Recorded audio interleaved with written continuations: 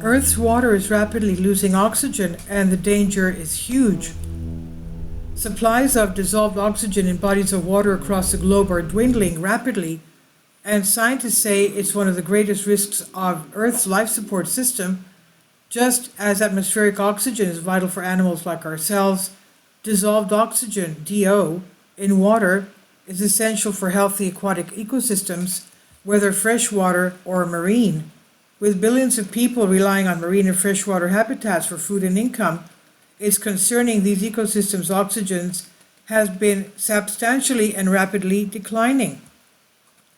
A team of scientists is proposing that aquatic deoxidation be added to the list of planetary boundaries, which in its latest form describes 9 domains that possibly impose thresholds within which humanity can continue to develop and thrive for generations to come. So far, the planetary boundaries are climate change, ocean acidification, stratospheric ozone depletion, interference with the global phosphorus and nitrogen cycles, rate of biodiversity loss, global freshwater use, land system change, aerosol loading, and chemical pollution. A team led by freshwater ecologist Kevin Rose from Rensselaer Polytechnic Institute in the US is concerned that the list overlooks one of Earth's most important limits.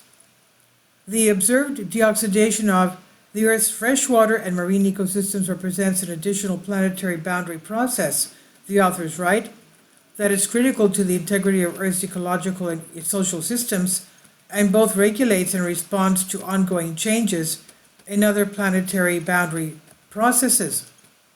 Irrelevant critical oxygen thresholds are being approached at rates comparable to other planetary boundary processes.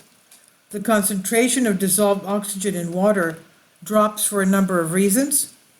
Warmer waters can hold as much dissolved oxygen, for instance, and with greenhouse gas emissions continuing to raise air and water temperatures above the long-term averages, surface waters are becoming less able to hold onto this vital element.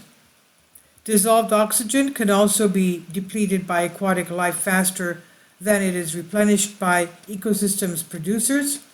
Algal blooms and bacterial booms triggered by an influx of organic matter and nutrients in the form of agricultural and domestic fertilizers, sewage and industrial waste quickly soak up available dissolved oxygen.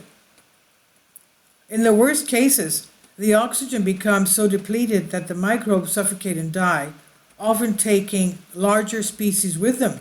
Populations of microbes that don't rely on oxygen then feed on the boundary of dead organic material, growing to a density that reduces light and limits photosynthesis to trap the entire water body in a vicious suffocating cycle called eutrophication. Aquatic deoxidation is also driven by an increase in the density difference between layers in the water column. This increase can be attributed to surface waters warming faster than deeper waters and melting ice decreasing surface salinity in the oceans.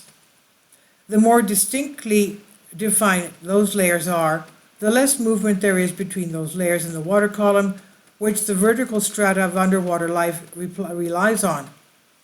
These density fluctuations power the movement of oxygenated surface water into the deep, and without this temperature-powered freight, ventilation in the lower depths of aquatic environments grinds to a halt. All this has wrought havoc on aquatic ecosystems, many of which our own species rely on for our own food, water, income, and well-being. The paper's authors call for a concerted global effort to monitor and research deoxidation in the blue parts of our planet, along with policy efforts to prevent rapid deoxygenation, and the associated challenges that we're already beginning to face.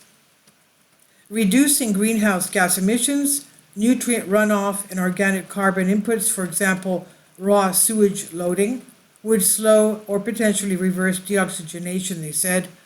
The expansion of the planetary boundaries framework to include deoxygenation as a boundary will help us focus on those efforts. And the paper was published as a Perspectives in Nature, Ecology, and Evolution.